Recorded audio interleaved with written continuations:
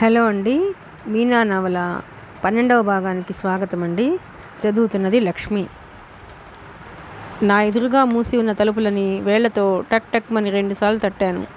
మూడోసారి తట్టబోతుండగా వస్తున్నా అనే సమాధానం వినిపించింది. ఎవరు అంటూ తలుపులు తెరిచిన కృష్ణ గుమ్మంలో నిలబడి ఉన్న నన్ను చూడగానే భూమి తలకిందులైనట్టు ముఖం పెట్టాడు. మీనా, నువ్వా? ఏమిటిది ఇంత రాత్రి వేళ? కింద ట్యాక్సీ ఉంది, డబ్బులు ఇవ్వాలి. డ్రైవర్ రిసెప్షన్ దగ్గర ఉన్నాడు, తగ్గు స్వరంతో అన్నాను. ట్యాక్సీయా? ఒక క్షణం మతిపోయినట్టు చూసిన అతను నన్ను లోపలికి రమ్మనమని పిలిచాడు. చప్పున వెళ్ళి హ్యాంగర్ కొన్న షర్ట్ తీసుకుని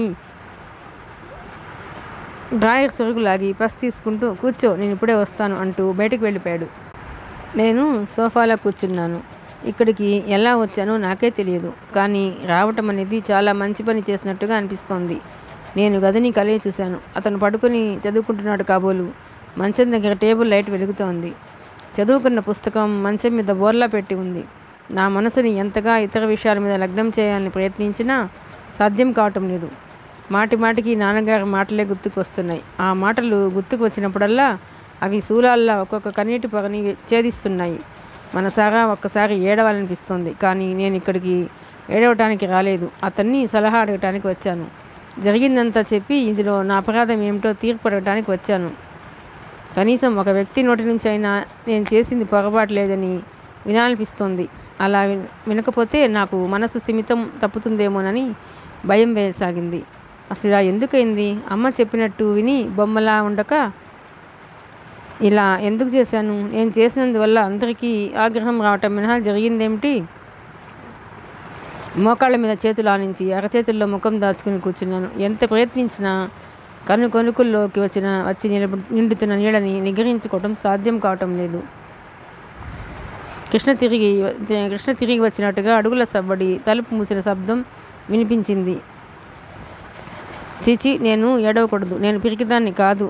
అతని తీర్పు కోసం వచ్చానే తప్ప సానుభూతి కోసం రాలేదు. మీనా, ఏమైంది? నా దగ్గరగా వచ్చి అడిగిన అతని గొంతులో ఆదుర్ద ప్రతిధ్వనిస్తోంది. నేను మాట్లాడలేకపోయాను. చెప్పు మీనా, ఇంట్లో ఏదైనా గొడవ జరిగిందా? అవునన్నట్టు తల ఊపాను. ఏమైంది? ఏ విషయం మీద? నేను సమాధానం చెప్పలేదు. క్షణం ఆగి అడగలేక అడిగాడు. నా దగ్గరికి రావడం శారదకి తెలిసిందా? నా మూలంగా ఏదైనా స్పర్ధ వచ్చిందా? లేదన్నట్టు తల తిప్పాను. రాజు ఎవరో మీ అమ్మకు తెలిసిందా? అది కాదన్నట్టు సూచించాను. మరి ఇంకేం జరిగింది? మామయ్య ఇంట్లో ఉన్నారా?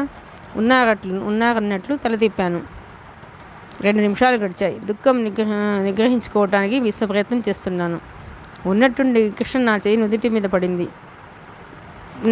కృష్ణ చెయ్యి నా నుదుటి మీద పడింది. నా తల చేత్తో వెనక్కు నొక్కుతూ, ఏది తలెత్తు, ఒక్కసారి ఇలా చూడు అన్నాడు. ఇక ఏడుపు నిగ్రహించుకోవడం నా వశం కాలేదు. 2 నిమిషాలు చూసిన తర్వాత అతను హఠాత్తుగా నా పక్కన కూర్చున్నాడు. అరే, ఏమిటిది? పోన్లే, అంత చెప్పలేని విషయమైతే అడగను, కానీ నువ్వు ఏడవకు. ఏయ్, నిన్నే, నీకే చెప్పేది. చాచా, అల్లరి పిల్ల మీనా, నా కొంటె మరదలు మీనాయేనా ఇలా ఏడవటం? అనురాగపూరితంగా ఆత్మీయంగా ఉన్న మాటలతో నా ఏడుపు కట్టలు తెంచుకున్నట్టు మరింత ఉధృతమైంది. మీనా, ఏమిటిది? చిన్నపిల్లల చాలా తగ్గు స్వరంతో అంటున్న అతని మాటలు ఆ దుఃఖంలో ఆలంబనగా అనిపించడంతో అప్రయత్నంగా నేను అతనికి మరింత దగ్గరగా జరిగాను. ఆ తర్వాత నిమిషంలో అతను నా దగ్గరకు తీసుకున్నాడో లేక నేనే అతనికి మరింత చేరువయ్యానో నాకు తెలియదు. నా తల మాత్రం అతని గుండెలు కానింది. కృష్ణ నా తల మీద చేయి వేసి నిమురుతూ అన్నాడు. నీకు నిజంగా ఏడవాలని అనిపిస్తే మనసారా కడుపు తీరా ఏడ్చేయి. ఒక్కసారి ఏడిస్తే మనసులో ఉన్న భాగం అంతా తగ్గి తేలిగ్గా అనిపిస్తుంది. దాదాపు అరగంట తర్వాత కృష్ణ లేచి వెళ్ళి గ్లాసులో నీళ్లు తెచ్చి బలవంతంగా నా చేత తాగించాడు. నేను తాగిన గ్లాస్ అందుకుంటూ మృదువుగా అన్నాడు. వెళ్ళి ఒక్కసారి ముఖం కడుక్కుని వస్తావా? ముక్కు కళ్ళు ఎలా వాచిపోయానాయో అద్దంలో ఒక్కసారి చూసుకో. నేను లేచి బాత్రూంలోకి వెళ్ళాను. చల్లటి నీళ్ళతో ముఖమంతా కడుక్కున్నాను. కృష్ణ చెప్పింది నిజమే. ఏడ్చిన తర్వాత మనసు తేలిగ్గా ఉంది. నేను యువతలికి రాగానే పిలిచాడు. అయిందా ముఖం కడుక్కోవటం? ఇలాగా కూర్చో. ఏం జరిగిందో ఇప్పుడు చెప్పు అన్నాడు. నేను సాధ్యమైనంత తక్కువ మాటలతో క్లుప్తంగా, రాజు మీద ఏ దోషం కనిపించినట్టుగా జరిగిందంతా చెప్పాను. నా నోటి నుంచి వెలువడుతున్న మాటలు వింటున్న కొద్దీ అతను నిశ్చేష్టుడవటం, చివరికి ముఖం పాలిపోవటం జరిగింది. నేను చెప్పింది శ్రద్ధగా పూర్తిగా విన్న తర్వాత అన్నాడు. రాజు ఇంత సమస్యకి కారణమైందా? దాన్నేమీ అనకు. ఇందులో దాని తప్పేం లేదు. చేసిందంతా నేను. అయితే మాత్రం కృష్ణ కుర్చీలో నుంచి చటుక్కుని లేచి ఫోన్ దగ్గరికి వెళ్ళాడు. ఏమిటిది? ఎవరికి ఫోన్ చేస్తున్నావు నువ్వు అన్నాను. మామయ్యకి రాజుని తక్షణం ఇక్కడికి తీసుకురమ్మని చెబుతాను. నేను మెరుపులా లేచి అతని దగ్గరికి వెళ్ళాను. ఫోన్ లాక్కుంటూ అన్నాను, నీకెలా తెలిసిందంటే ఏం చెబుతావు? ఎలా తెలియటం ఏమిటి? నువ్వు ఇక్కడికి వచ్చావని అంతా చెప్పావని అంటాను. ఆహా, ఏం తెలివి, చాలా గొప్ప పని చేస్తావు. నేను ఇందుకేనా ఇక్కడికి వచ్చింది? మీనా కానీ అతని కళ్ళల్లో గోధుమ ఛాయలు తొంగి చూస్తూనే ఉన్నాయి. కానీ నాకేం భయం అనిపించలేదు. ఫోన్ పెట్టేస్తూ అన్నాను, నేను ఇక్కడ ఉన్నానని ఎవరికీ తెలియకూడదు, ముఖ్యంగా నాన్నగారికి. అందుకే నీ దగ్గరికి వచ్చాను. కృష్ణ నా ధోరణి ఏమిటో అర్థం కానట్టు చూశాడు. మళ్ళీ ఫోన్ తీయబోయాడు. నా చెయ్యి అతని చేతి మీద బలంగా ఆనించి ఆపేశాను. నీకేమైనా మతిపోయిందా? కనీసం నువ్వు ఇక్కడికి వచ్చావని, క్షేమంగా ఉన్నావని అయినా చెప్పాలి. లేకపోతే వాళ్ళు ఈ అర్ధరాత్రి నువ్వు ఏమైపోయావోనని ఎంత కంగారు పడతావో తెలుసా? తెలుసు, నేను కోరుకునేది అదే. అలా జరగాలనే నా ఉద్దేశం. నీ మొహం. అతను నా చెయ్యి లాగి వేయబోయాడు. నేను ఫోన్ చేయొద్దని చెబుతున్నాను, కోపంగా గట్టిగా అన్నాను. ఫోన్ చేయటం నా ధర్మం, నేను చేసి తీరుతాను. కృష్ణ నా చెయ్యి లాగి రిసీవర్ ఎత్తాడు. నాకు అతని తిరస్కారం చూస్తే రోషం లాంటిది వచ్చింది. హలో. కృష్ణ రిసెప్షన్కి మా ఇంటి ఫోన్ నెంబర్ ఇచ్చి కనెక్ట్ చేయమని కోరాడు. ఇదిగో, ముందే చెబుతున్నా, నేను ఇక్కడ ఒక క్షణం కూడా ఉండను. అవతల ఫోన్ రింగ్ ఎవరో తీసినట్లున్నారు. కృష్ణ మాట్లాడాడు. హలో, హనుమంతరావు గారు కావాలి. ఎవరు? మామయ్యేనా? మామయ్య, నేను కృష్ణని మాట్లాడుతున్నాను. నేను ఊపిరి బిగబట్టి చూడసాగాను. కృష్ణ తలెత్తి నా వైపు చూశాడు. తర్వాత ఏమనుకున్నాడో ఏమో. మీనా ఇక్కడ ఉంది, నా దగ్గరికి వచ్చింది. మీరు కంగారు పడకండి. సరే, అలాగే రూమ్ నెంబర్ 108. మీరు వెతుక్కునే శ్రమ లేకుండా నేను కిందకి వచ్చి వెయిట్ చేస్తాను. కృష్ణ ఫోన్ పెట్టేశాడు. ఈ సంభాషణ పూర్తిగా ఆలకించిన నేను గబగబా గుమ్మం వైపు నడిచాను. అతను 2 అంగల్లో వచ్చినట్టుగా నా దగ్గరికి వచ్చి నా జబ్బ పట్టుకుని ఆపేశాడు. ఎక్కడికి వెళుతున్నావు? మామయ్య ఇప్పుడు ఇక్కడికి వస్తానని చెప్పాడు. విన్నాను, అందుకే వెళుతున్నాను. ఎక్కడికో అక్కడికి. నీకెందుకు చెప్పాలి? నాకు నువ్వెవరని చెప్పాలి? స్నేహితుడివా, ఆప్తుడివా, బంధువువా? అన్నీ పోనీ నువ్వేది అనుకుంటే అది. వదులు నన్ను. అసలు నీ దగ్గరికి రావటం నాది పొరపాటు. ఏ మామి దగ్గరికో వెళ్ళి ఉంటే నిశ్చింతగా ఆశ్రయం దొరికేది. చేయి గుంజుకున్నాను. మీనా, ఏమిటి ఈ ఆవేశం? ఎవరి మీద నీ కోపం? నీ మీద. నువ్వు నాకు నిజమైన స్నేహితుడివని, నా మాట మన్నిస్తావని గంపెడంత ఆశతో వచ్చాను. అది భ్రమ అని ఇప్పుడు తెలిసిపోయింది. నీకు నాన్నంటే ఉన్న గౌరవం నా మీద లేదు. అతని చేతులు వెల్లగా నన్ను చుట్టేస్తున్నాయి. మీనా, నీ ఇష్టం లేనిదే ఇక్కడి నుంచి మామయ్య కాదు, దేవుడు కూడా తీసుకువెళ్ళలేడు. సరేనా?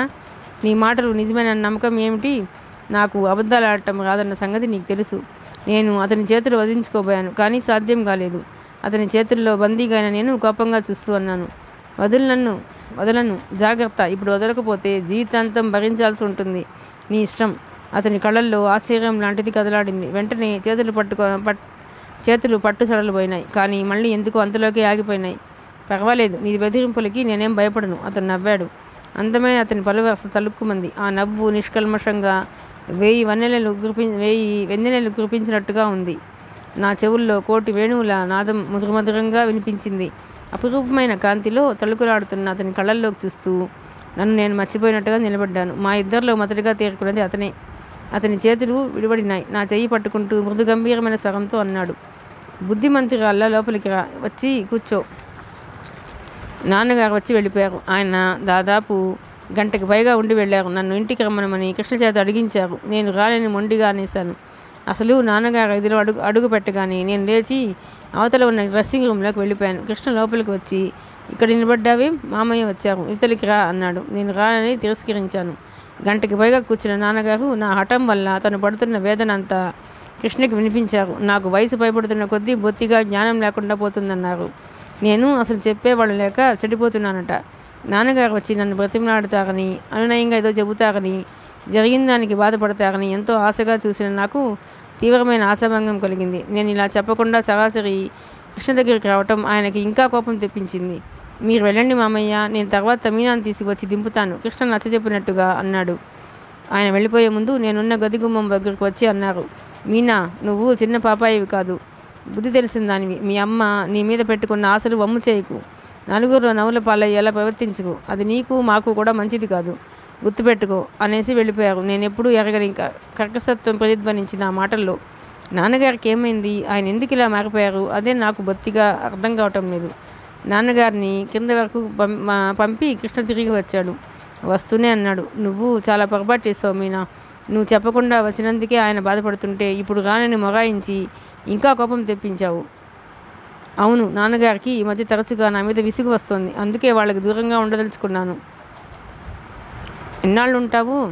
జీవితాంతం. దూరంగా ఉంటేనే తల్లిదండ్రుల మీద పిల్లలకి ప్రేమాభిమానాలు ఎక్కువ అవుతాయి. నాకు బుద్ధి తెలిసినప్పటి నుంచి వాళ్ళ కళ్ళెదుటే ఉన్నాను. ఇక ఇల్లరికం భర్త వస్తే ముందు జీవితం అంతా అలాగే ఉండాల్సి వస్తుంది. అందుకే సారథి నాకు నచ్చలేదు. మీ అమ్మ వాళ్ళని కాదని ఎక్కడికి వెళతావు నువ్వు?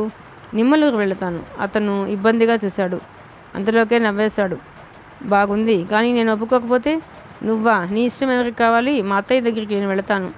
వెళతావు నిజమే, కానీ పెళ్లి కాని పరాయి పిల్లని అమ్మ ఏ అధికారంతో ఉంచుకోగలుగుతుంది? నేను ఆలోచించాను. నాకు ధైర్యం లాంటిది వచ్చింది. సంకోచాలన్నింటినీ వదిలించుకున్నాను. సరే, వెళ్లే ముందే ఆ అధికారం ఏమిటో సంపాదించుకునే వెళతాను. ఏమిటా అధికారం?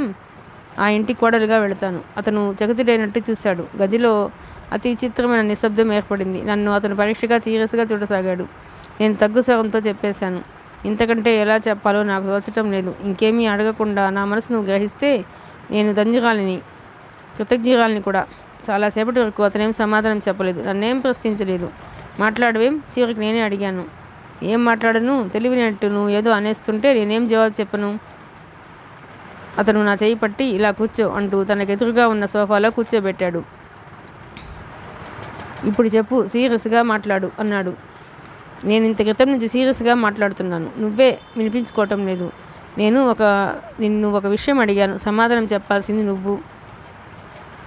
మీనా, నా ఉద్దేశంలో ఇది సాధ్యం కాని పని. ఎందుకని? కారణం చెప్పు. నీకు తెలియదా? మనిద్దరి జీవితాలకి అస్థిమసికాంతరం అంత తేడా ఉంది. కొన్ని ఊహలు ఊహించడానికి చాలా అందంగానే ఉంటాయి, కానీ అనుభవంలోకి వచ్చేసరికి ఆవిర్లా అంతమవుతాయి. చివరకు మిగిలేది అశాంతి, మనస్పర్ధలు. సిరి సంపదల మధ్య మల్లె పువ్వులా నాజుగ్గా పెరిగిన నువ్వు. ఆ నాజుకుతనం మనసుది కాదు, శారీరకమైనది కాదు. అది వాడకుండా ఉండాలంటే నీలాంటి వాడి అండ చాలా అవసరం. నువ్వు ఊహలు అని ఏవేదో అంటున్నావు. నీ గురించి నేను ఎలాంటి ఊహలు అల్లుకోలేదు. నా కళ్ళెదుట కనిపిస్తున్నదంతా వాస్తవమే. నువ్వు డబ్బు సంగతి అడ్డు చెబుతున్నావు. నాకు అది పెద్ద బాట కానీ అడ్డుగా అనిపించటం లేదు. ఈరోజు బళ్ళు రేపు ఓడలు అవ్వచ్చు. ఆస్తి అంతస్తు అన్నీ ఉన్నాయని ఏరి కోరిచ్చినా వాళ్ళు వికారులుగా మారిన సంఘటనను నేను చూశాను. దురదృష్టం అనేది మనకు వ్రాసిపెట్టి ఉంటే అది ఎక్కడున్నా తెరముకుని వస్తుంది. దానికి కలిమిలేములు అడ్డురావు. ఇక నీకు నచ్చ చెప్పలేను. నిస్సహాయంగా చూశాడు అతను. వద్దు, ఆ ప్రయత్నం మానేయి. అత్తయ్యకి వెంటనే మన సంగతి ఉత్తరం రాస్తానని చెప్పు. కానీ నేను రాజు పెళ్ళి అయితే కానీ చేసుకోకూడదనుకుంటున్నా. ఈ కుంటి సాకులు తీసి అవతల పారాయి. రాజుకి లక్షణంగా మన చేతుల మీదుగా పెళ్లి చేద్దాం. మీనా అతని కళ్ళల్లో సంభ్రమం లాంటిది కనిపించింది. నువ్వు కొన్ని సందేహాలు బయట పెట్టావు. నేను వాటికి తగిన సమాధానం చెప్పాను. ఇప్పుడు కూడా నువ్వు కాదని అంటే నువ్వు పిరికివాడివని, మా అమ్మ నీడికి భయపడుతున్నావని, డబ్బు గల నన్ను చేసుకోవటానికి బెదురుతున్నావని అనుకుంటాను. ఇందాక సాయంత్రం నువ్వు నా ధైర్యం గురించి ఎప్పుడూ సవాల్ చేయకు అన్నావు. నేను నిజంగానే సవాల్ చేస్తున్నాను. నీలో ఉన్న శక్తి సామర్థ్యాలు, తెగింపు, తెలివితేటలు నిజం అవునో కాదో నాకు ఇప్పుడు తెలుస్తుంది. మాటలకి మనుషుల చేతలకి ఎంత దూరమో ఇప్పుడు తెలుస్తుంది. కృష్ణ నవ్వాడు. నవ్వుతూనే అన్నాడు, బాగుంది. ఈ బెదిరింపు నా మెడకు ఉచ్చి బిగిస్తున్నావా? నువ్వెలాగైనా అనుకో. నాకు కావాల్సింది నీ నుంచి నిర్మోహమాటమైన సమాధానం. సరే, సమాధానం చెప్పే ముందు నేను నీకు కొన్ని విషయాలు చెబుతాను, వింటావా? మనిద్దరికీ సంబంధించినదైతే వింటాను.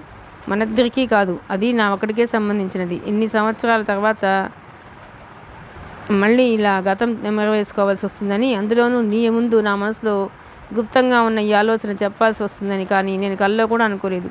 నువ్వు ధైర్యం, సాహసం అంటూ సవాల్ చేసి నా మెడకి ఉచ్చి బిగిస్తున్నావు కాబట్టి చెప్పక తప్పటం లేదు. చెప్పు. కుతూహలంగా చూశాను.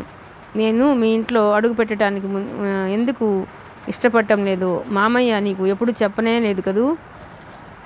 లేదన్నట్టు తల ఊపాను. అతని గొంతు గంభీరంగా పలికింది.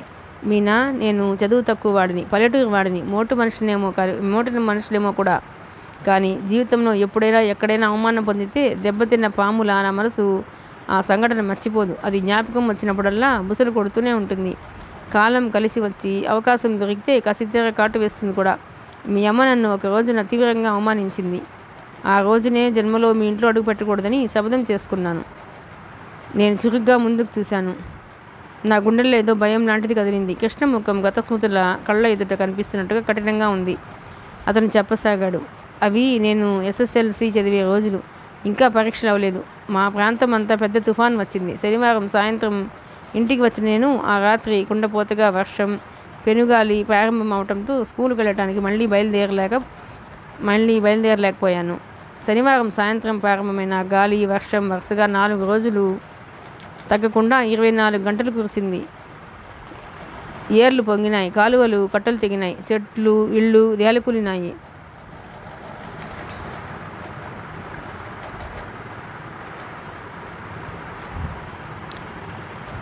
కాలు కదపటానికి వీలు లేకుండా ఎక్కడ చూసినా నీరు. ఊళ్ళన్నీ జలప్రళయంతో బీభత్సంగా తాండవించినాయి. ఎన్నో కుటుంబాలు ఆశ్రయహీనం అయినాయి. మాది పెంకుటిల్లు. ఆ వానలో గోడలు కూలి ఇల్లంతా దారులు కురుస్తున్న చిన్న ఇంట్లో అమ్మ, నేను, పిల్లలం ప్రాణాలు అరచేత్తో పట్టుకుని ఆ 4 రోజులు గడిపాం. ఏ క్షణంలో ఇల్లు కూలుతుందో, ఏ నిమిషంలో మృత్యువు మమ్మల్ని కబళిస్తుందో అని గజగజాడాం. పోతే అందరం ఒక్కసారి పోవాలి, లేకపోతే అందరం బ్రతకాలి. ఒకళ్ళు పోయి ఒకళ్ళు బ్రతికే బాధ మాకు వద్దు అంటూ దైవాన్ని ప్రార్థించాను నేను. తుఫాన్ తగ్గింది. మా ఇల్లు కూలకపోవటం మాతో పాటు అందరికీ ఆశ్చర్యం వేసింది. మా పక్క 2 ఇళ్ళు కూలిపోయినాయి. ఇంకో ప్రక్క ఇంటి పైకప్పు లేచిపోయింది. వాళ్ళు పడిన అవస్థ అంతా ఇంత కాదు. అమ్మ, నేను, పిల్లలం అందరం మళ్ళీ పునర్జన్మ అయితేనట్లే భావించాము. కానీ బ్రతికిన సంతోషం మాకు అట్టే రోజులు నిలవలేదు. పంటలన్నీ పాడైపోయినాయి. పశువులు చాలా చనిపోవటంతో పాల చుక్కే కరువైపోయింది. ఎక్కడ చూసినా కరువు. ఎవరి ముఖంలో చూసినా ఆకలి. ప్రభుత్వం సహాయం పంపింది, కానీ అది ఒక మూలకి కూడా కాలేదు. ఆ వచ్చింది కూడా పరపతి ఉన్న వాళ్ళకే అందింది. ఎలాగో అతి కష్టం మీద బాగు చేసుకున్నాం. బజార్లో అన్ని వస్తువులు మండిపోతున్నాయి. మా చేతిలో చిల్లి గవ్వలేదు. ఒకరోజు 2 రోజులు కాదు, వారాలు తరిగిపోసాగినాయి. అక్కడికి ఊళ్ళో కాస్తో కూస్తో ఉన్నవాళ్ళు 10, 25 సాయం చేశారు. కానీ అది ఏ మూలకి ఇంట్లో ఉపవాసాలు మొదలైనాయి. మణి, మధు, మరీ చిన్నపిల్లలు ఆకలికి ఉండలేక పిచ్చి పట్టినట్టు ఏడ్చేవాళ్ళు. ఒక్కసారి ఏడ్చి మధు ప్రాణం కడబట్టింది. అమ్మ చివరికి మామయ్య పేరు మీద ఉత్తరం రాసి డబ్బు పంపమని కోరింది. అప్పటికే మాకు మనస్పర్ధలు ఉన్నాయి. ఆ ఇంటి మీద కాకి ఇంటి మీద వాలటం లేదు. అయినా సరే అమ్మ అభిమానం విడిచి మామయ్యకి 2 ఉత్తరాలు రాసింది. వాటికి జవాబే రాలేదు. మామయ్యకి ఆ ఉత్తరాలు అంది ఉండవని, అందితే డబ్బు తప్పకుండా పంపి ఉండేవాడని అమ్మ దృఢనమ్మకం. చివరికి నాన్న గుర్తుగా ప్రాణప్రదంగా దాచుకున్న ఉంగరం అమ్మేసి నన్ను హైదరాబాద్ వెళ్ళి మామయ్యకి మన విషయం చెప్పమని పంపింది. నేను బయలుదేరేటప్పుడు మధుకి జ్వరం. మాగన్నుగా స్పృహ లేకుండా పడి ఉన్న వాడిని చూస్తే నేను తిరిగి వచ్చే వరకు వీడు దక్కుతాడా అని భయం వేసింది. ఎలాగో మొండి ధీరం తెచ్చుకొని బయలుదేరాను. హైదరాబాద్ వచ్చాను. ఈ ఊరు అంతకుముందు 2 నెలల క్రితమే స్కూల్ తరఫున ఎక్స్కర్షన్కి నేను రావటంతో ఆ రోడ్డు అవి తేలిగ్గానే తెలిసినాయి. మీ ఇల్లు సులభంగానే కనుక్కోగలిగాను. ఆ రోజు నేను వచ్చేసరికి మీ ఇల్లంతా చాలా సందడిగా అటు ఇటు తిరుగుతున్నారు. నేను హనుమంతరావు గారు కావాలని అన్నాను. మీ తాయారమ్మ కన్నులు వేగాదిగా చూసి ఎవరు నువ్వు అంది. మాసిన బట్టలతో పేదరికం ఓడుతూ వచ్చిన నేను ఆయన మేనల్లుడిని అని చెప్పుకోవడానికి సిగ్గుపడ్డాను. అయినా చెప్పక తప్పలేదు. తాయారమ్మ లోపలికి వెళ్ళి చెప్పగానే మామయ్య యువతలికి వచ్చారు.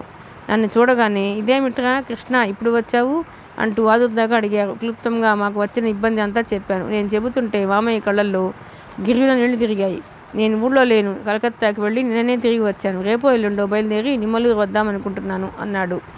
నన్ను లోపలికి రమ్మనమని ఆదరంగా తీసుకెళ్లాడు. అక్కడ అన్ని పిండి వంటలతో భోజనాలు వడ్డించి ఉన్నాయి. రాగా ఈరోజు మీనా పుట్టినరోజు అన్నాడు. నువ్వు పట్టుపరికిని జాకెట్తో ఒంటి నిండా దగదగలాడే నగలతో ఎవరో ఆడవాళ్ళ మధ్య ఉన్నావు. మామయ్య భోజనానికి పంక్తిలో కూర్చోమని చెప్పాడు. కానీ ఇంతలో మీ అమ్మ అక్కడికి వచ్చింది. అక్కడెవరు కూర్చోమన్నారు నిన్ను? లేలే, అవతల గదిలోకి వెళ్ళు, అక్కడున్నాయి విస్తళ్ళు అంటూ కసిరింది. నేను లేచి అవతల గదిలోకి వెళ్ళాను. వెదవ బట్టలు వాడు బికార వెదవల అని విసురుగా వినిపించింది. నేను రిబ్బన వెనక్కి తిరిగాను. నా గుండెలు మండిపోయినాయి. అక్కడ చేతికి ఎండినది తీసి ఆవిడ ముఖం మీద విసురు కొట్టేవాడిని. కానీ ఇంతలో వంట బ్రాహ్మణుడు పక్కకు తప్పుకోవయ్యా అని అరవటంతో అవతలికి వెళ్లాల్సి వచ్చింది.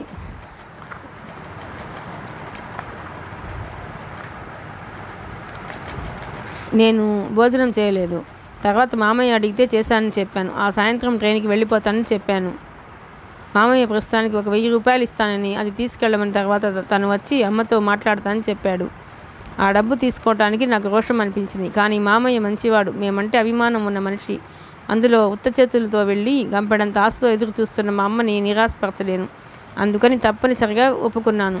మామయ్య డబ్బు ఇస్తుండగా ఎవరో పిలవటంతో ముందు హాల్లోకి వెళ్ళాడు. నేను డబ్బు జాగ్రత్తగా కవర్లో పెడుతుండగా ఇంతలో మీ అమ్మ అక్కడికి వచ్చింది. ఆ డబ్బు చూడగానే ఆవిడ నా దగ్గరికి వస్తూ ఎక్కడిది ఆ డబ్బు అని అడిగింది. మామయ్య ఇచ్చాడని చెప్పాను. మామయ్య మామయ్య ఇచ్చారా? ఇస్తారు. ఆయన మంచితనం ఆసరా చేసుకుని మీ అమ్మ నన్ను పీక్కు తినాలని చూస్తోంది. ఆయన వరుస చూడు, కనీసం నాకు మాట మాత్రమైనా చెప్పలేదు. అత్తయ్య, మాకు చాలా ఇబ్బందిగా ఉంది నచ్చజెప్పబోయాను. ఆ మాట వినగానే ఆవిడ విరుచుకుపడింది. ఇబ్బందా? ఇబ్బంది లేనిది ఎవరికి? ఎంత చెట్టుకి అంత గాలి. అంత ఇబ్బందిగా ఉంటే నువ్వు మీ అమ్మ నీ చెల్లెళ్ళు వెళ్ళి ఎక్కడైనా అడుక్కు తినండి, అంతేగాని మా కొంపల మీ దగ్గర రాకండి. మమ్మల్ని జలగల్లా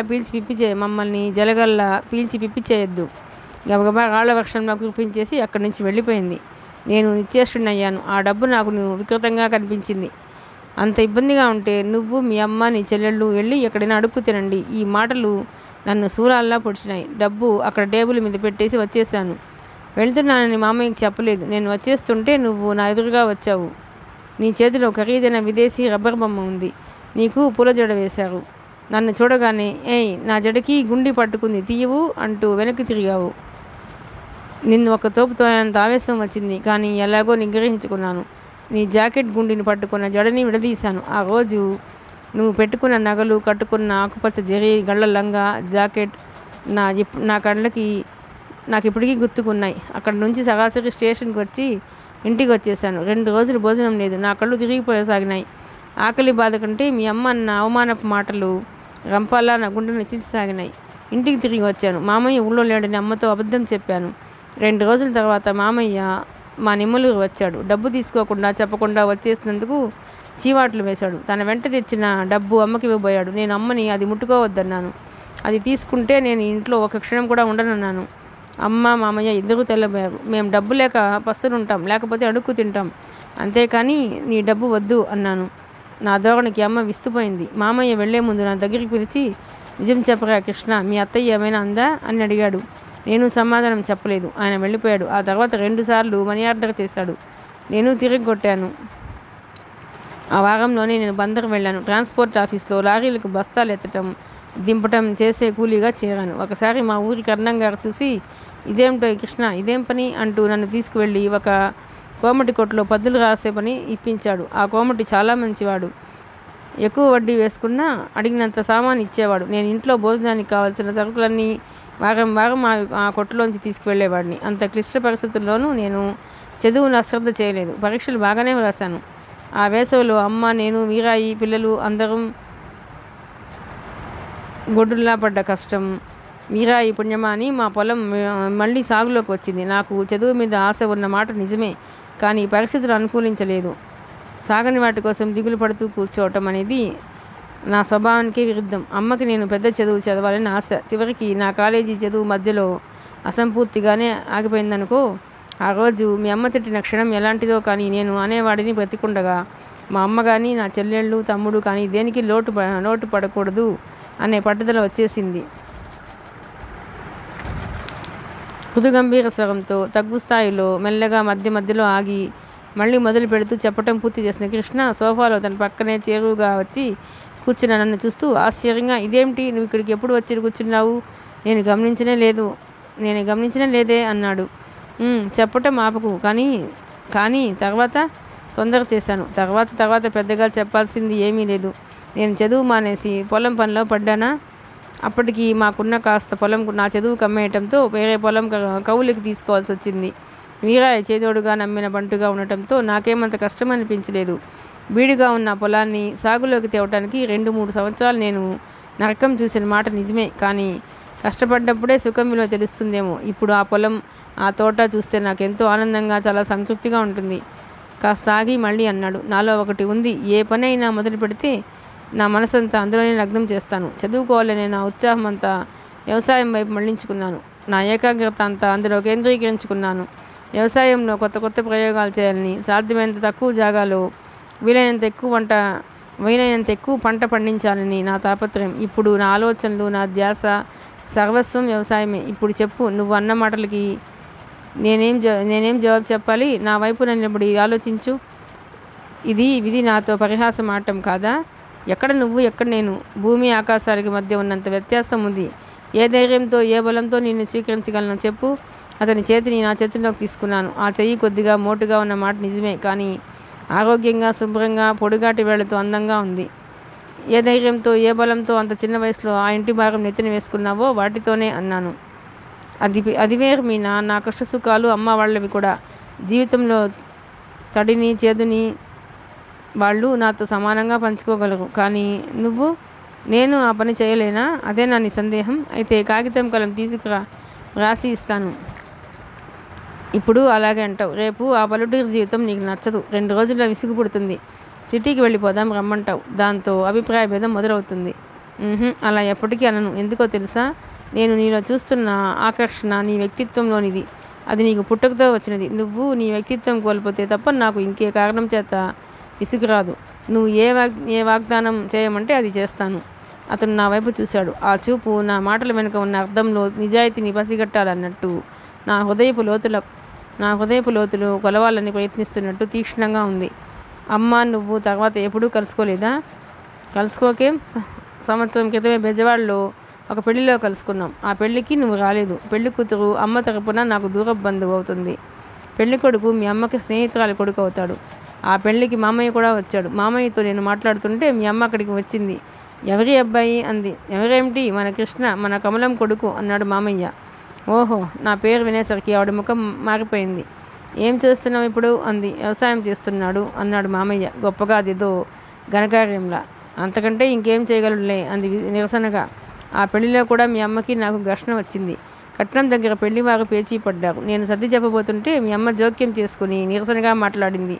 నేను నిర్మోహమాటంగా నిర్లక్ష్యంగా జవాబు చెప్పాను. తినటానికి గతి లేకపోయినా పొగరు చాలా ఉంది అంది. మాటలు జాగ్రత్తగా రాని. తినటానికి గతి ఉందో లేదో నీకేం తెలుసు అన్నాను. కృష్ణ, ఏమిటా తొందర? వాళ్ళ విషయం వదిలేసి మధ్యలో మీరు మాటలు విసురుకుంటారేమిటి అంటూ మామయ్య నన్ను వెనక్కి లాగాడు. ఆ పెళ్లిలో మర్చిపోతున్న అవమానం మరోసారి మళ్ళీ రేపింది మీ అమ్మ. నేను ఇక్కడికి పనుండి వచ్చినప్పుడు ఒకసారి సినిమా హాల్లో కనిపించింది. సీట్లు పక్కపక్కనే వచ్చినాయి. నన్ను చూడగానే ఆవిడ ముఖం తిప్పుకుంది. నేను పలకరించలేదు. నిజంగా చెప్తున్నాను మీనా, మీ అమ్మ మన మధ్య దాటలేని అఘాతమే. నేనంత మండిపడే ఆవిడ నిన్ను భారీగా పొందానంటే నన్ను బతకనిస్తుందా? నేను జవాబు చెప్పలేకపోయాను. అతను ఇంకేదో ఆలోచిస్తున్నట్టుగా పరధ్యాసగా కూర్చుండిపోయాడు. నేను మెల్లగా అతని చేతి మీద గిల్లాను. అబ్బా, ఈ లోకంలోకి వచ్చినట్టుగా అతను చూపు మరల్చుకున్నాడు. బాప్రే ఉన్నట్టుండి నా చేయి వదిలించుకొని హఠాత్తుగా లేచాడు. ఏమిటిది అన్నాను అమాయకంగా. టైం చూడు ఎంతైందో, బయట తెల్లవారుతున్నట్టుంది. నేను టైం చూసుకున్నాను. 5 గంటలు కావస్తుంది. మై గాడ్ అన్నాను. పద 6 గంటల్లో తీసుకువచ్చి దింపుతానని మామయ్యతో చెప్పాను. నేను వెళ్ళి తీరాలా ఇంటికి? నిస్సహాయంగా చూశాను. ఆహా, వెళ్ళి తీరాలి. సరే, అయితే ఒక షరతు మీద వెళతాను. ఏమిటది? నువ్వు నా కాబోయే భర్తవి. నీ మాట మన్నించడం నా ధర్మం కాబట్టి వెళతాను.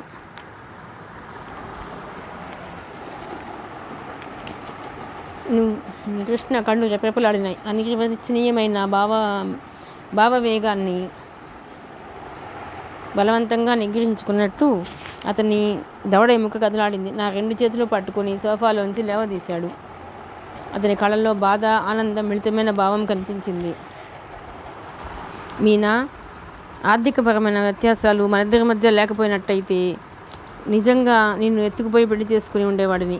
అంతస్తుల భేదం నన్ను నిర్దయగా వెనక్కి లాగుతోంది. కానీ లేకపోతే నేను ఎవరికి భయపడేవాడిని కాదు. చివరికి మీ అమ్మకి కూడా. ఇప్పుడు మాత్రం ఏమైంది? నువ్వు నన్ను ఎత్తుకుపోయే బదులు నేనే నీ దగ్గరికి పారిపోయి వస్తున్నానుగా. ఏదైనా ఒకటే. ఒకటెలా అవుతుంది? ఎప్పటికీ కాదు, ముమ్మాటికి కానే కాదు. ఆ సాహసంలో ఉన్న ఆనందం ఈ లొంగిపోవటంలో ఎలా వస్తుంది? రాదు. పద. ఇలా మాట్లాడుతూ ఉంటే రోజులే గడిచిపోయేలా ఉన్నాయి. నేను సారథిని తీసుకొని 10 గంటలకు మళ్ళీ వస్తాను.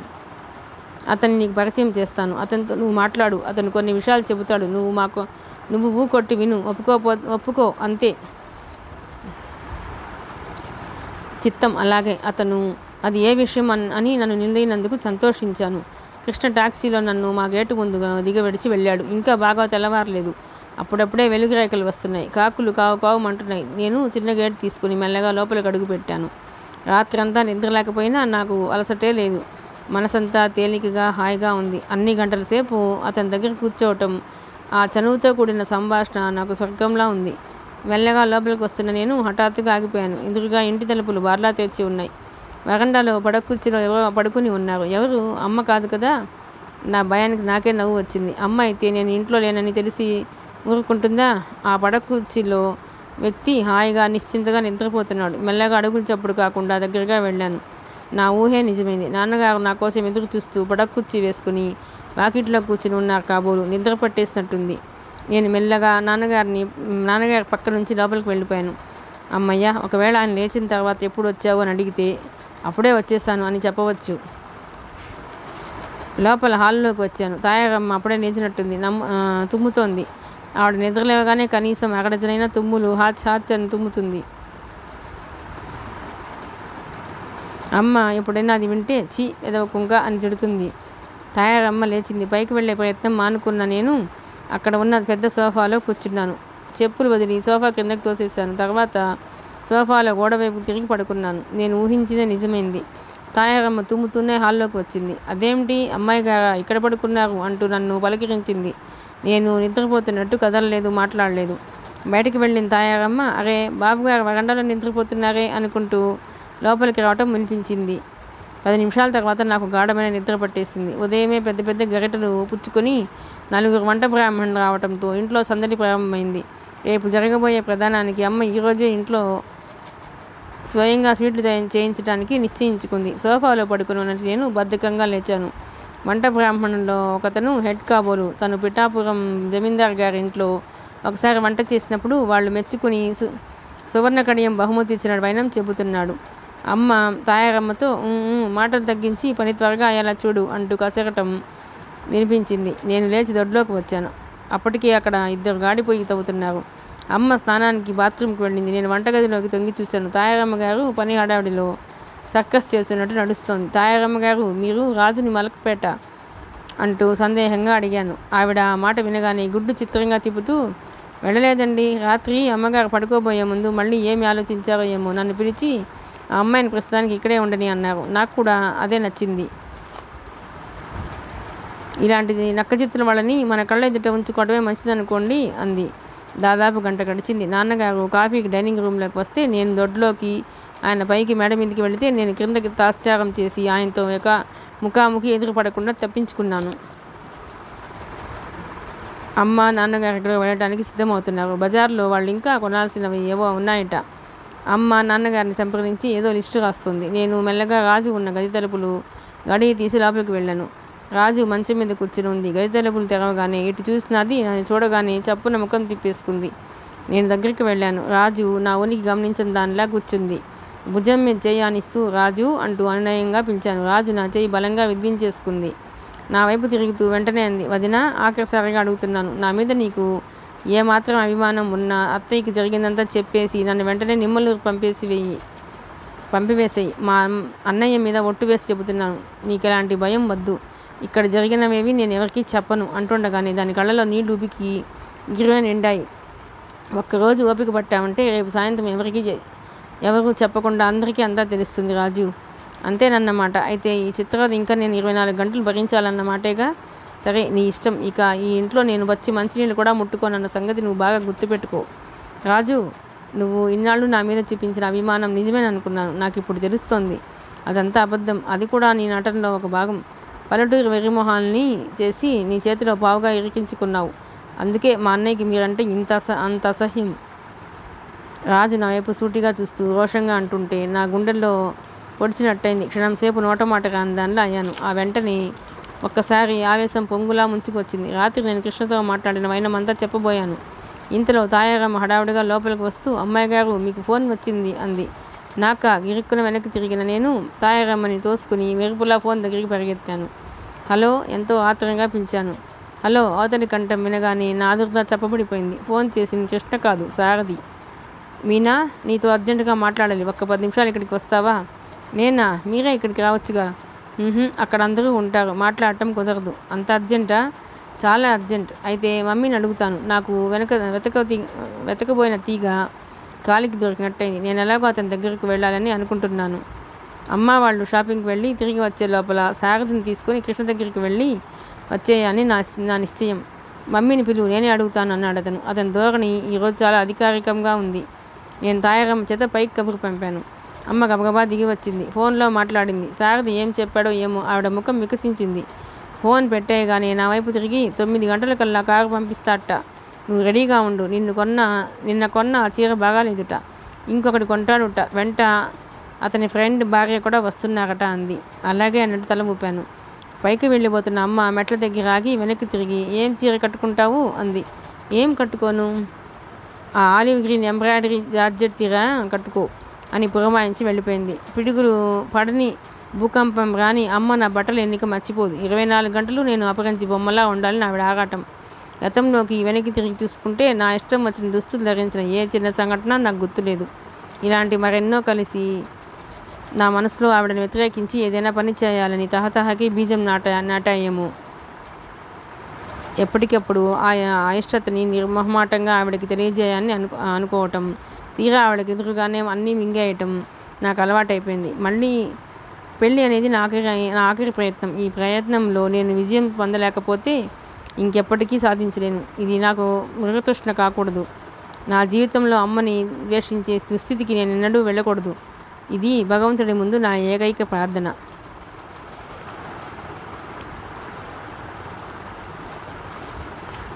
టెన్షన్గా 9 గంటలకి సారథి పంపిన కారు వచ్చింది. అప్పటికే ముస్తాబు అవుతున్న నేను వెంటనే బయలుదేరి వెళ్ళాను. దోవలో నా ఆలోచనలు పరిపరి విధాలా పోసాగినాయి. సారథి నాతో ఏం చెప్పబోతున్నాడు? రాజేశ్వరి విషయంలో క్షమాపణ కోరుకోవటం కాదు, లేదు కదా. ఏదైనా ఒకటి మాత్రం నిజం, అతను చెప్పబోయే ఆ విషయం ఏదైనా నన్ను నిరాశ మాత్రం పరచదు. అదేదో అతను మాట్లాడేసిన తర్వాత కృష్ణ విషయం చెప్పి అతని దగ్గరికి తీసుకువెళ్తాడు. ఒక్కసారి నా జీవితంలో ఎంతో ముఖ్యమైన ఈ ఇద్దరు మాట్లాడుకుంటే నాకెంతో హాయిగా ఉంటుంది. అసలు ఈ పని నేను ఎప్పుడో చేయాల్సింది. మనకి జీవితంలో ముఖ్యమైన విషయాలన్నీ చాలా ఆలస్యంగా స్మరణకు వస్తుంటాయి. నేను వెళ్ళేసరికి సారథి బెడ్రూమ్లోనే ఉన్నాడు.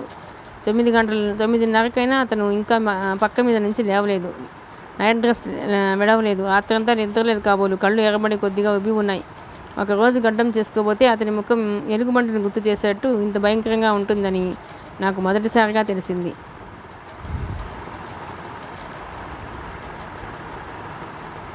నేను గదిలో కడుగు పెట్టాను. అతను మంచం మీద నుంచి లేచే ప్రయత్నమైనా చేయకుండా ఎదురుగా ఉన్న కుర్చీ చూపిస్తూ కూర్చో అన్నాడు. నా ముఖంలో భావం కనిపెట్టినట్టుగా గడ్డం తడుముకుంటూ ఈరోజు నాకు ఒంట్లో బాగాలేదు అన్నాడు.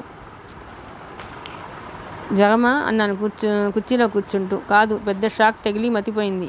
నేను ఆశ్చర్యపడినట్లు చూడలేదు. రాజేశ్వరి వెళ్ళిపోవటం అతనికి షాక్ అని నాకు తెలుస్తూనే ఉంది. కుర్చీలో కూర్చున్న నేను గది కలిగి చూశాను. ఆ పరిసరాల్లో ఏ మూలకి ఎటువైపుకు తల తిప్పినా అంతులేని ఐశ్వర్యం కళ్ళకు కట్టినట్టు కనిపిస్తోంది. కానీ అంత విలువైన వస్తువుల మధ్య కూర్చున్న అతను మాత్రం హుందాగా లేడు. ఆ ఆశ్చర్యం అతనికి అతగినట్టుగా ఎరువు తెచ్చుకున్నట్టుగా ఉంది. మీనా, నీతో ఒక ముఖ్యమైన విషయం చెప్పదలుచుకున్నాను అన్నాడు. అతను ఏమాత్రం తాత్సారం చేయనందుకు నాకు ఆనందం కలిగింది. చెప్పండి అన్నాను. రేపు మనకి ప్రధానంగా జరగబోవటం లేదు. నేను ఉలిక్కిపడ్డట్టు అయ్యాను. చటుకుని తలెత్తి చూడబోయి నా ముఖంలో ఆనందం ఎక్కడ పసిగడుతోడాను నేను భయం అతి కష్టం మీద నిగ్రహించుకున్నాను. నిజం చెప్పాలంటే ఇంత మంచి వార్త నేను ఎప్పుడు వినలేదేమో. ఈ ప్రధానం జరగకుండా ఆపే బాధ్యత నీది. సిగరెట్ తీసుకుంటూ అన్నాడు. నేనా? రెండోసారి ఉలిక్కిపడ్డాను. అవును, నువ్వే. నేనేం చేయగలను? ఏదైనా చెయ్యి. ఈ పెళ్ళి ఇష్టం లేదని చెప్పు. ఇంకెవరినైనా ప్రేమించాను. ఈ మాటలు వినగానే నా ముఖంలోకి రక్తం సగున పాకి వచ్చింది. అతను అంటున్నాడు, లేకపోతే చచ్చిపోతానని బెదిరించు. ఏమైనా చెయ్యి. ఈ ప్రధానం మాత్రం జరగకుండా ఆపు. అది అభ్యర్థనలా లేదు, అధికారంతో ఆజ్ఞాపిస్తున్నట్లుగా ఉంది. ఆ పని మీరే చేయొచ్చుగా.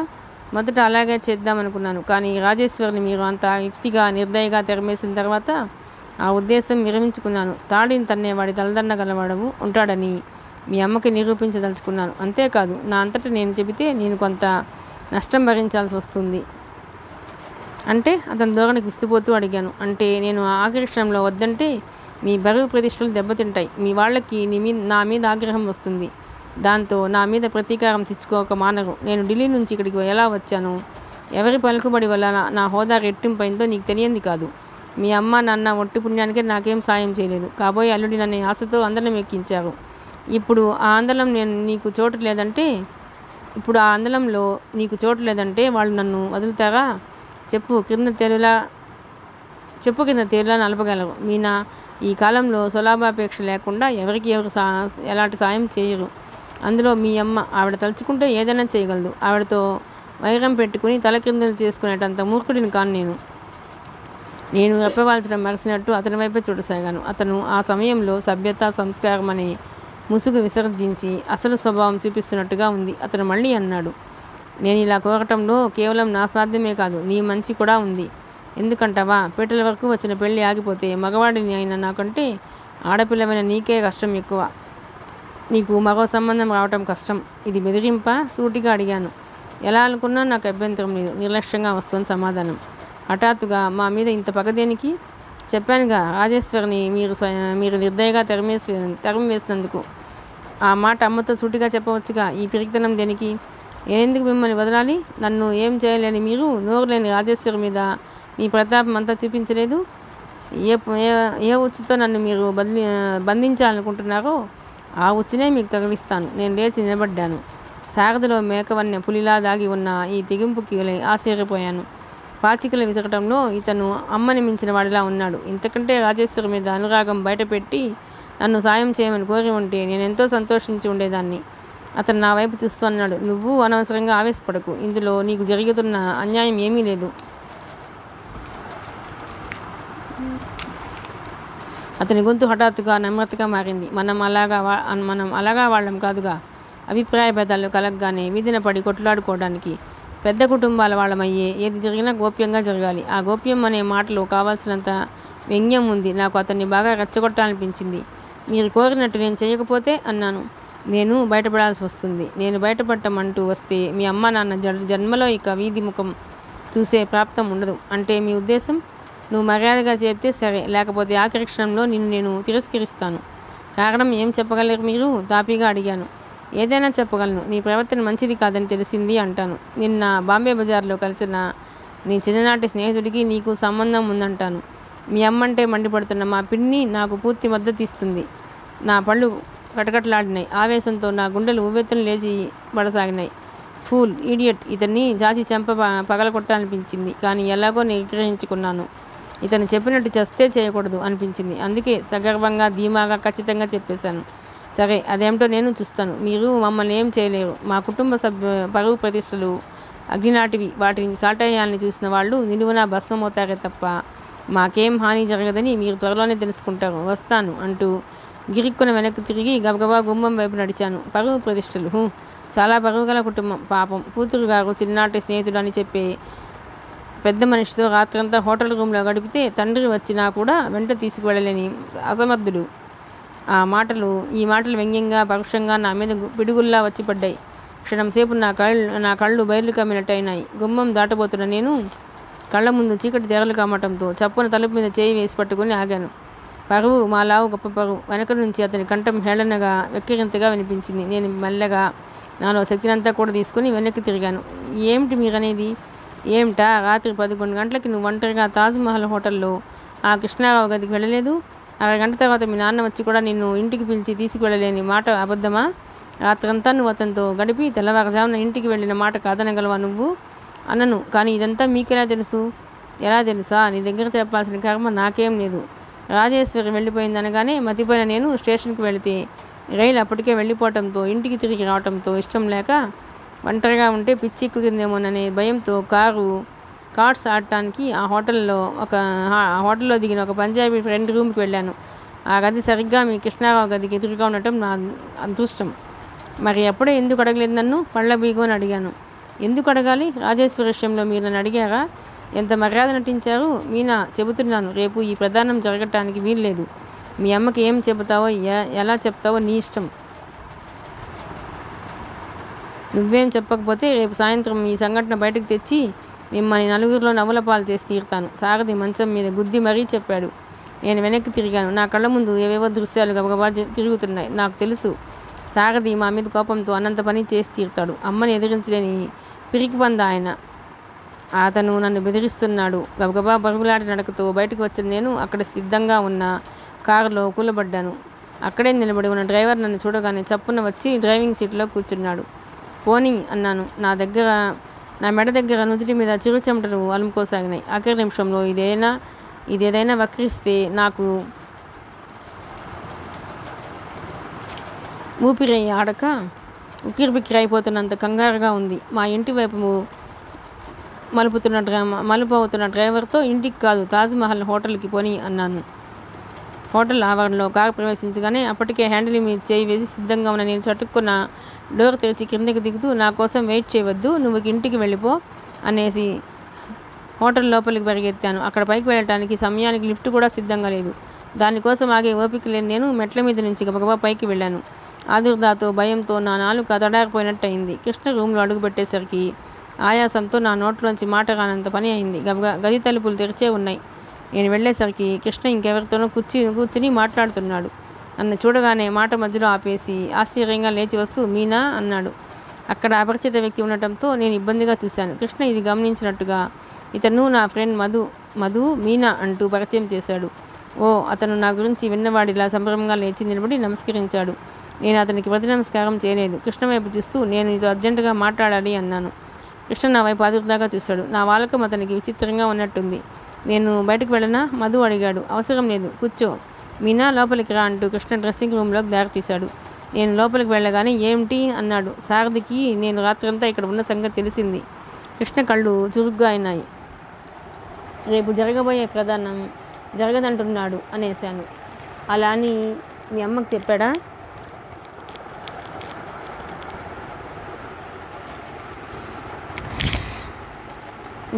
నన్ను పిలిచి చెప్పాడు అనే కంటే బెదిరించాడు అంటే బాగుంటుంది. ఇక నువ్వు ఆలస్యం చేస్తే లాభం లేదు. రేపు సాయంత్రం లోపల మన వివాహం జరిగేలా చూడాలి.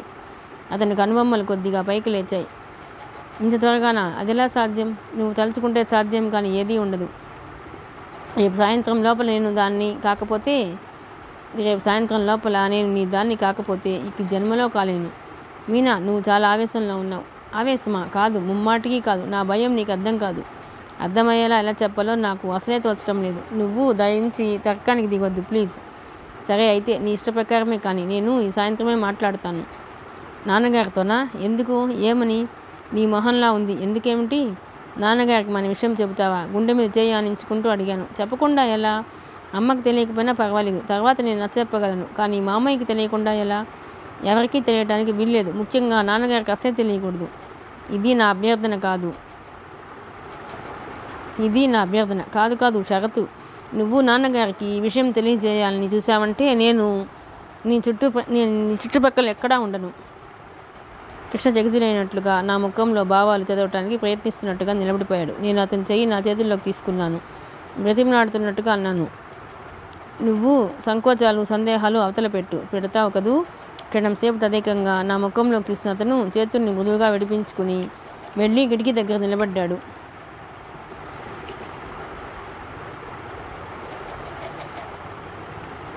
ఐదు నిమిషాలు గడిచాయి. నేను అతని దగ్గరగా వెళ్ళి భుజం మీద చేయి వేశాను. నువ్వు నిర్ణయం చెప్పటం ఆలస్యం చేసిన కొద్దీ నాకు భయం ఎక్కువ అవుతుంది. నేను ఏరి కోరి నీ జీవితంలోకి బలవంతంగా ప్రవేశిస్తున్నాను.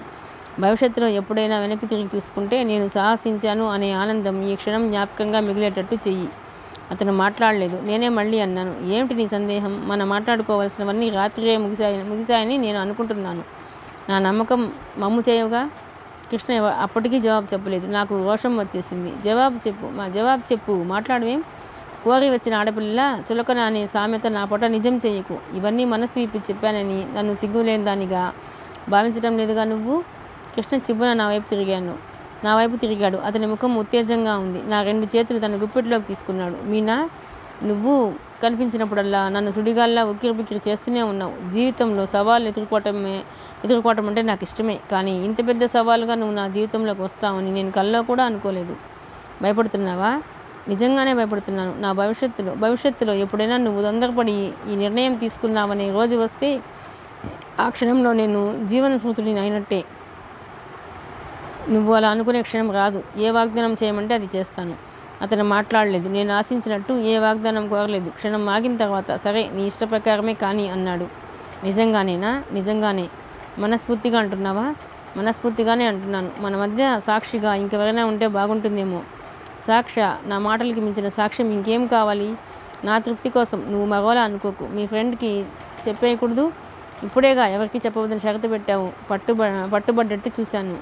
అంటే నీ ఉద్దేశం? నసిగాను. నాకు అర్థమైందిలే. కృష్ణ నా ముక్కు పట్టి ఊపాడు. తర్వాత సరేరా అంటూ చేయి పట్టి యువతలికి లాక్కు వచ్చాడు. మధు అంటూ ఆగిపోయాడు. కారణం అప్పటికే మధు గది గుమ్మానికి అభిముఖంగా నిలబడి ఉన్నాడు. క్షమించాలి, మీరు మెల్లగా మాట్లాడటం లేదు. నాకంతా వినిపించింది అన్నాడు. రక్షించావు. నాకు సగం బాధ తప్పింది మధు. మీనా నేను రేపు వివాహం చేసుకోవటానికి మాట ఖరారైంది. దానికి నువ్వు సాక్షివి అన్న కృష్ణ నా వైపు చాలా అన్నట్టు చూశాడు. శుభం, కంగ్రాచులేషన్స్. కానీ పెళ్ళి ఎక్కడా? అదే ఇంకా నిర్ణయం కాలేదు. రేపు ఆదివారం రిజిస్ట్రార్ ఆఫీస్ ఉండదు. నేను నిరాశగా ముఖం పెట్టాను. ఇది గమనించిన మధు వెంటనే అన్నాడు, రిజిస్ట్రార్ ఆఫీస్ లేకపోతే పెళ్లికి మార్గాలే లేవా? ఇక్కడికి 10 మైళ్ళ దూరంలో సాలమ్మ గుడి ఒకటి ఉంది. అక్కడ జరిగిన వివాహాలు శుభమయం అని ప్రతీతి. మీరు అక్కడకు వెళ్ళదలుచుకుంటే నా కారు ఇస్తాను. కృష్ణ నా వైపు చూశాడు. నేను అంగీకారం తెలిపాను. కొద్దిసేపు అయిన తర్వాత రేపు గుడిలో శాస్త్రోక్తంగా వివాహం జరగడానికి అన్ని ఏర్పాట్లు చేసే బాధ్యత మధు స్వీకరించాడు. కృష్ణ అతను మంచి స్నేహితులని ఆ కొద్దిసేపట్లోనే నేను గ్రహించాను. మధుని గుమ్మం వరకు సాగనంపి వచ్చిన కృష్ణ పరధ్యాసగా ఏదో దీర్ఘంగా ఆలోచిస్తున్నట్టుగా గది మధ్యలో నిలబడిపోయాడు. అతని ఆలోచన ఏమిటో నాకు అంతుపట్టలేదు. నువ్వు ఇచ్చిన మాట తప్పావా చూడు మరి అన్నాను. ఇంకా నమ్మకం లేదా నీకు? ఇచ్చిన మాట తప్పే అలవాటు నాకు ఎప్పుడూ లేదు. ఎప్పుడూ నేను నిరాశపరచను, సరేనా అంటూ టేబుల్ దగ్గరికి వెళ్ళి కూర్చుని కలం తీసుకొని వ్రాయసాగాడు. ఏమిటిది? ఉత్తరం. ఎవరికి? ఒక్క నిమిషం ఆగు, నువ్వే చూద్దువు గాని. నేను ఆగలేకపోయాను. కొంపదీసి నాన్నగారికి కాదు కదా అనిపించింది. అతని వెనుకగా వచ్చి నిలబడి భుజం మీద నుంచి తొంగి చూశాను. త్వరగా వ్రాస్తున్న అతని దస్తూరి నిలకడగా ఒకే రీతిగా ఉంది. అతను వ్రాస్తున్నాడు, ప్రియమైన అమ్మకి. కృష్ణ నమస్కరించి వాయినది. కొన్ని కారణాల వల్ల ఇక్కడ నేను అత్తయ్యకి మామయ్యకి తెలియకుండా మీనాని వెంటనే వివాహం చేసుకోవాల్సి వచ్చింది. వివాహం రేపే. ఈ ఉత్తరం తెచ్చిన అతనితో నువ్వు వెంటనే బయలుదేరి వస్తే రేపు ఇక్కడికి సమయానికి అందుకోగలవు. ఇల్లు వీరాయికి అప్పచెప్పి వెంటనే బయలుదేరి రాగలవు. నేను బాగా ఆలోచించే ఈ నిర్ణయానికి వచ్చాను. ఇది ఏమాత్రం తొందరపాటు కాదు. నీ ఆశీస్సులు కోరదు, కృష్ణ. ఉత్తరం రాయటం ముగిసిన అతను కృష్ణ తలెత్తకుండా నీ భుజం మీద నుంచి నాకు ఆ కాగితం అందించాడు. వద్దు, చదివాను. కృష్ణ నాకు అభిముఖంగా తిరిగాడు. నేను అతని క్రాఫ్ట్ చెరుపుతూ అన్నాడు, నువ్వు నా మాట మన్నిస్తున్నందుకు కృతజ్ఞురాలిని. ఇక భావి జీవితాంతం నీ మాట శిరసా వహిస్తాను. Thank you. కానీ నేను అలాంటి షరతులేమీ పెట్టడం లేదే అన్నాడు. నేను నిట్టూర్పు విడుస్తూ అన్నాను, అయితే ఈ రాత్రికి నేను నిశ్చింతగా నిద్రపోతాను. ఈ రాత్రి వరకు కాదు, ఈ క్షణం నుండి నువ్వు నిశ్చింతగా ఉండాలి. అయితే నేను వెళ్ళి రానా అను. వెళ్ళి వస్తాను, సరేనా? కృష్ణ నా చేయి తన చేతిలోకి తీసుకున్నాను. మిస్ సైక్లోన్, ఆఖరి క్షణంలో డోకా ఇచ్చా ఉంటే చూడు, 10 మంది బలగంతో వచ్చి నిన్ను ఎత్తుకుపోతాను బెదిరిస్తున్నట్టుగా అన్నాడు. నేను అతని చేయి గిల్లాను. తమకంత శ్రమ ఇవ్వనులేండి. తమకు ఇక బయలుదేరితే నేను సెక్రటేరియట్కి వెళ్తాను. అక్కడ నాకు తెలిసిన అతను ఉన్నాడు. అతనికి ఈ ఉత్తరం ఇచ్చి అమ్మ కోసం పంపుతాను. అతను త్వరగా వెళితే కానీ ఈ సాయంత్రానికి ఇంటికి చేరుకుని మళ్ళీ రాత్రికి తిరిగి ప్రయాణం కాలేరు. కృష్ణ నా కోరిక మీద ట్యాక్సీలో నన్ను మామీ ఇంటి దగ్గర దింపి వెళ్ళిపోయాడు. మర్నాడు సరిగ్గా ఇదే సమయానికి ఇద్దరం మామీ ఇంట్లో కలుసుకునేటట్టు వాగ్దానం చేసుకున్నాం. కృష్ణ వెళ్ళిపోయిన తర్వాత మామీ నన్ను, ఏమిటి విశేషం, ఇంత ఆనందంగా నిన్నెప్పుడూ చూడలేదే అంది.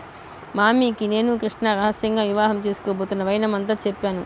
ఒక్క అమ్మ నాన్నలకి మినహా మిగతా సర్వప్రపంచానికి నేను అతన్ని పెళ్లి చేసుకోబోతున్నట్టు చెప్పాలనిపిస్తోంది.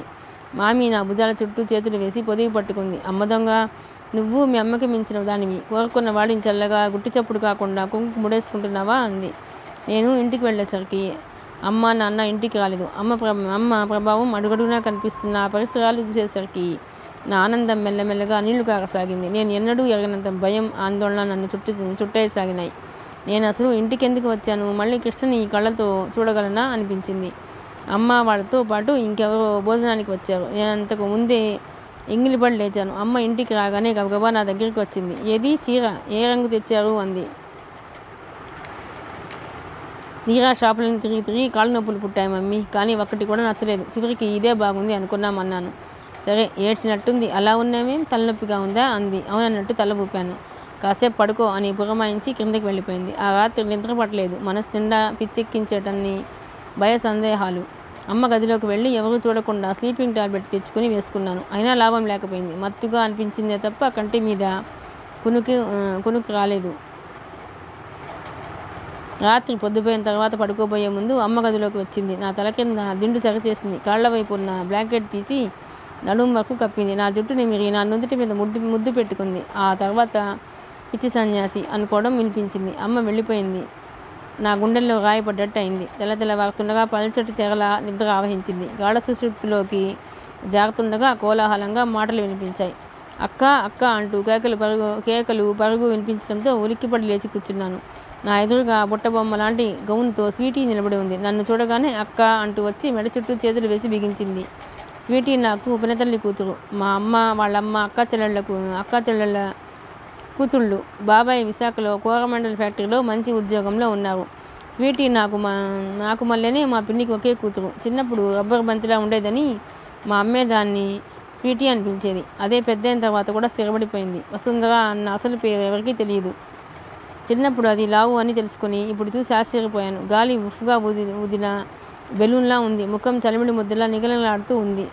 దానికి తోడు కళ్ళకేదో ఎఫెక్ట్ అయిందని జోడు పెట్టుకుంది. స్వీటీ వెనకే మా అమ్మ కక్కి లోపలికి వచ్చారు. నాకెలా అలవాటు అయిందో తెలియదు. పిన్నిని కక్కి అని పిలుస్తాను. అమ్మలాగే కక్కి కూడా ఎంతసేపు ఆస్తి అంతస్తు తూకం వేసి మాట్లాడుతూ ఉంటుంది.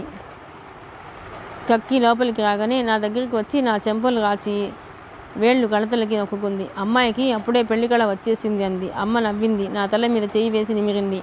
ఆప్యాయత నిండిన ఆ స్పర్శకి నేను ముడుచుకుపోయాను. లే, ముఖం కడుక్కుందు కానీ అప్పుడే నీకోసం సారథి ఫోన్ చేశాడు. మళ్ళీ 8:30కి చేస్తానన్నాడు అంది. నేను లేచి క్రిందకి వచ్చాను. అమ్మ నన్ను తలంటుకు సిద్ధం కమ్మని పిలుస్తుండగా మళ్ళీ ఫోన్ వచ్చింది. అక్కడే స్వీటీతో మాట్లాడుతూ కూర్చుని నేనే వెళ్ళి ఫోన్ ఎత్తాను. హలో మీనా, అవతల నుంచి పోయి సారథి ఏదో చెప్పబోయాడు. మీరు కోరినట్టే జరుగుతుంది, నిశ్చింతగా ఉండండి అనేసి ఫోన్ పెట్టేశాను.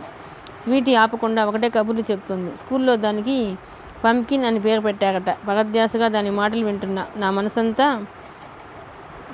చెప్పనలవే కానీ ఉద్వేగంతో బిగబట్టినట్టుగా ఉంది. ఎంత త్వరగా సాయంత్రం అయిపోతే అంత బాగుండి అనిపిస్తోంది. కానీ కాలం కదలటం లేదు.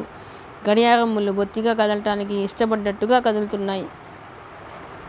అమ్మ, కక్కి, తాయారమ్మ నాకు తలంటి పోశారు. అమ్మ నా చేత తాయారమ్మకి, నౌకర్లకి అందరికీ బట్టలు ఇప్పించింది. తలంటి పోసుకుని కొత్త బట్టలు కట్టుకోగానే వెళ్ళి అమ్మకి నమస్కరించాను. ఓహోహో, ఈరోజు భూమి తలకిందులయ్యేట్టు ఏదో ఉంది. మీ నాన్నగారిని మొదట నాకు నమస్కరిస్తావే? అమ్మ నవ్వుతూ అంటూ లేవదీసింది. నన్ను దగ్గరికి తీసుకొని నుదుటి మీద గాఢంగా చుమ్మించింది. ఈరోజు నా జన్మ తరించినట్టుగా ఉంది. నేను ఇలా చూడటం కోసం ఎన్ని రోజుల నుంచి కళ్ళు కంటున్నానో తెలుసా అంది అమ్మ. ఎందుకో కానీ ఈరోజు చాలా సంతోషంగా ఉంది. ఆవిడ సంతోషం చూస్తున్న కొద్దీ నేను మనసులో తప్పు చేసిన దానిలా ముడుచుకుపోసాగాను. అదేమిటి, పైకి వెళతావేం? ఆఫీస్ గదిలో నాన్నగారు ఉన్నారు, వెళ్ళి దండం పెట్టిరా అంది అమ్మ. తప్పనిసరిగా ఆఫీస్ గదిలోకి వెళ్ళాను. నాన్నగారి దగ్గరగా వెళ్ళాలంటే నా కాళ్ళు వణకసాగినాయి. అమ్మ ముందు నేను ఎంతైనా నటించగలను, కానీ నాన్నగారి ముందు చిన్న అబద్ధం కూడా ఆడలేను. ఆయనని బాధపెడుతుందేమోనని ఏమాత్రం అనిపించినా అలాంటి ఆలోచనల జోలికి పోను. కానీ ఈరోజు కృష్ణ విషయంలో చాలా పగబడ్డాను తెలుసుకున్నాను. నాన్నగారికి వాళ్ళంటే ఇష్టం ఉంది, కానీ ఎందుకో తెలియదు వాళ్ళతో నా చనువు అంగీకరించడం లేదా ఆయన. ఇది నాకు పెద్ద ప్రశ్నార్థకంగా ఉంది. నేను ఆఫీస్ రూమ్లోకి అడుగు పెట్టాను. బాబాయ్ కూడా అక్కడే ఉన్నారు. వాళ్ళిద్దరూ ఏదో మాట్లాడుకుంటున్నారు. అదుగో మీనా వచ్చింది అన్నాడు బాబాయ్. అప్పటికే నాన్నగారిని చూశారు. నేను మెల్లగా వెళ్ళి మొదట బాబాయ్ కాళ్ళకి నమస్కరించాను. తర్వాత నాన్నగారి కాళ్ళ ముందు వంగాను. నాన్నగారు నా జబ్బాల్ని పట్టి లేవనెత్తారు. అప్రయత్నంగా ఆయన ముఖం వైపు చూశాను. ఆ కళ్ళలో ఎలాంటి నిరాదరణ కానీ కోపం కానీ లేవు. నాతో అన్నారు, అమ్ములు, అత్తయ్య కోసం నిమ్మలూరు నిన్న మనిషిని పంపాను. బహుశా ఇప్పుడో ఇంకా కొద్దిసేపటిగా వస్తుంది. కృష్ణని కూడా సాయంకాలం రమ్మని కోరాను అన్నారు. నా గుండెలు జల్లుమన్నాయి. కృష్ణని నాన్నగారు కలిశారా? కృష్ణ ఏమన్నాడు? మా విషయం చెప్పేశాడా? ఆదుర్ద ఉవ్వెత్తున తరంగాలా లేచిపడింది. కృష్ణని మీరు కలిశారా? కంగారుగా ఎలాగో అదింపట్టి అడిగాను. కలవలేదు. 2 సార్లు ఫోన్ చేస్తే దొరకలేదు. హోటల్కి వెళితే రూమ్ తాళం వేసి ఉంది. చీటీ రాసి రిసెప్షన్లో ఇచ్చి వచ్చాను. అందులో తప్పకుండా రమ్మనమని వ్రాశాను. కమలం కూడా వస్తున్న సంగతి వ్రాశాను. వస్తాడు వాడు, నా మాట కాదనడు. ఈ విషయం రాజీ కూడా చెప్పాను అన్నారు. అక్కడి నుంచి చప్పున కదిలి యువతలకు వచ్చేశాడు. నా గుండెల మీద పెద్ద పర్వతం మోస్తున్నంత భారంగా ఉంది. ఆఖరి నిమిషంలో నాన్నగారు యుక్తిగా అంత తారుమారు చేసి అమ్మ కోరిక ప్రకారం ఈ సారథికి నన్ను కట్టబెట్టారు కదా అనిపించసాగింది. అందరితో పాటు అన్నం తిన్నాను. నేను చేస్తున్న ప్రతి పని ఈ ఇంట్లో ఆఖరి కదా అనిపించసాగింది. అన్నం తిన్న తర్వాత నా గదిలోకి వచ్చాను. కాగితం కలం తీసుకుని ముందు నాన్నగారి పేరిట మొదలుపెట్టి కొట్టేశాను. ఆ కాగితం చింపేసి వేరే మొదలుపెట్టాను. మమ్మీకి, నేను కృష్ణను పెళ్లి చేసుకుంటున్నాను. నీకు ఆశాభంగం కలిగిస్తే క్షమించవలేను. ఆ తర్వాత ఏం రాయాలో ఎంత ఆలోచించినా కుదరలేదు. చివరికి ఆ 2 వాక్యాలతోనే ముగించి సంతకం పెట్టేశాను. ఆ కాగితం నా వెంటే ఉంచుకున్నాను. ముందే ఎక్కడైనా బయటపడితే ఏ తాయారమ్మో చూసి ఉంటే నా ప్లాన్ అంతా ధ్వంసమయ్యే ప్రమాదం ఉంది. వాకిట్లో షామియానా వేయడం పూర్తి అయింది. లారీలో కుర్చీలు వచ్చాయి. వాటిని డమడమా శబ్దంతో వరుసగా అమరుస్తున్నారు. రంగులైట్ల వాళ్ళు వచ్చి రంగురంగుల బల్బులు తోరణాలుగా వేలాడదీస్తున్నారు. ఈ సందడి అంతా గమనించిన నాకు ఎంత వద్దనుకున్నా కళ్ళు చెమ్మగిలినాయి. అమ్మ కేవలం ప్రధానం కోసమే ఇంత ఆర్భాటం చేస్తుంది కదా, అసలు పెళ్ళికి ఇంకెంత చేస్తుందో అనిపించసాగింది. మా అమ్మ చాలాసార్లు తెలిసిన వాళ్లతోనూ, మిస్సెస్ లింగం లాంటి వాళ్లతోనూ మీనా పెళ్ళి అనేది నాకు ఒక తీయటి కళ. ఈ కళని అందరి హృదయాల్లో చెరిగిపోనంత అందమైన ముద్ర వేసేటంత ఘనంగా చేయాలి. ఇదొకటే నాకున్న కోరికే అని తన అనటం చాలాసార్లు విన్నాను. ఈరోజు ఆ మాటలు పదే పదే నన్ను వెంటాడసాగినాయి. నేను కలిగించిన నిరాశని అమ్మ ఎలా తట్టుకుంటుందా అనేదే నాకు ప్రశ్నార్థకంగా ఉంది. 3 గంటలు దాటుతుండగా నేను మెల్లగా అమ్మ దగ్గరికి వచ్చి, మమ్మీ, ఒక్క నిమిషం నేను గుడికి వెళ్తాను అని అడిగాను. అమ్మ ఈ మాట వినగానే నుదురు కొట్టుకుంటూ, అయ్యో నా తెలివి మండిపోను, ఉదయమే పంపిద్దామనుకుని ఈ హడావిడిలో మర్చిపోయాను సుమా అంది. ఇప్పుడు మాత్రం ఏమైంది? కారులో ఎంతసేపు వెళ్ళి రావాలి? వెళ్ళి రమ్మను అంది అక్కడే కూర్చున్న కక్కి. ఇప్పుడెలా? ఓ చెంప అవతల టైం అయిపోతుంటే. పర్వాలేదు మమ్మీ, ఒక్క నిమిషంలో వచ్చేస్తాను అన్నాను. సరే, కక్కీని తీసుకుని వెళ్ళు అంది. నేను భయంగా చూశాను. నేను రాత్రంతా నిద్రలేదు అమ్మాయి, నా కాళ్ళు లాగుతున్నాయి. స్వీటీ, నువ్వు వెళ్ళిరండి అంది కక్కి బద్ధకంగా.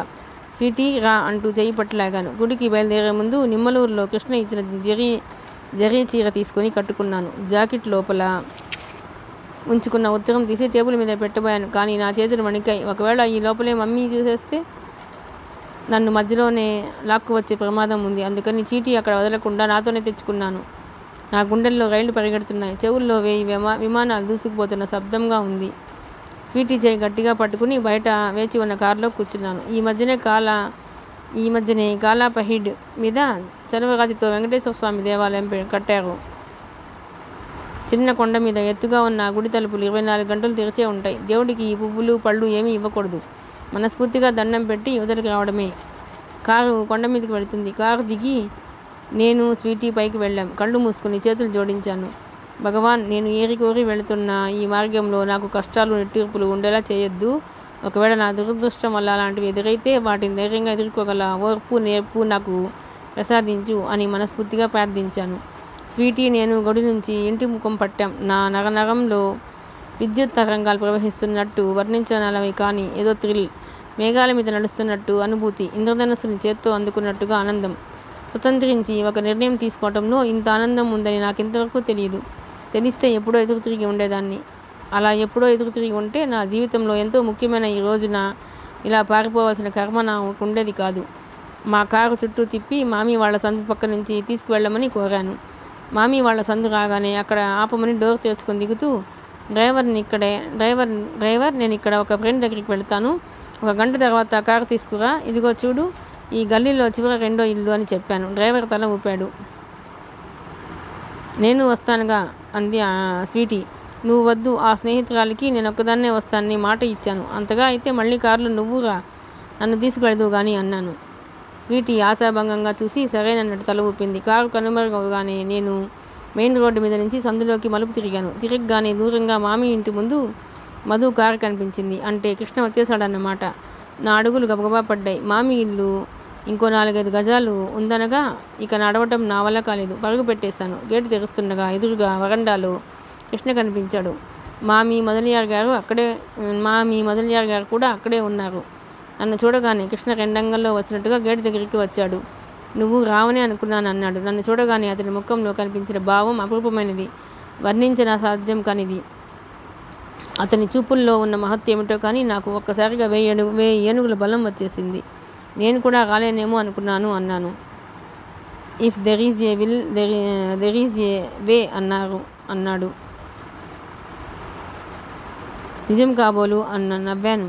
మనతో మామీ మొదలయ్యారు గారు కూడా వస్తున్నారు. వీళ్ళకి మధు బాగా తెలుసట. నా తరపున మధు, నీ తరపున వీళ్ళు. కృష్ణ నవ్వాడు. మామీ నన్ను చూడగానే గబగబా తాళం వేసి వచ్చింది. మామీ చేతిలో పెద్ద ప్లాస్టిక్ బ్యాగ్ ఉంది. అందులో తడిగుడ్డ చుట్టి ఏమిటో ఉన్నాయి. ఆ బుట్ట ముందు సీట్లో కూర్చుంటున్న మొదలయ్యారు గారికి అందిస్తూ, భద్రంగా పట్టుకోండి అంది. వెనక సీట్లో మామీ, నేను, కృష్ణ ఎక్కాం. కారు కదిలింది. మిగతా కథ 13వ భాగంలోనండి. ప్లీజ్ అండి, మీకు కనుక ఈ నవల నచ్చినట్లయితే లైక్ చేయండి, షేర్ చేయండి, సబ్స్క్రైబ్ చేయండి.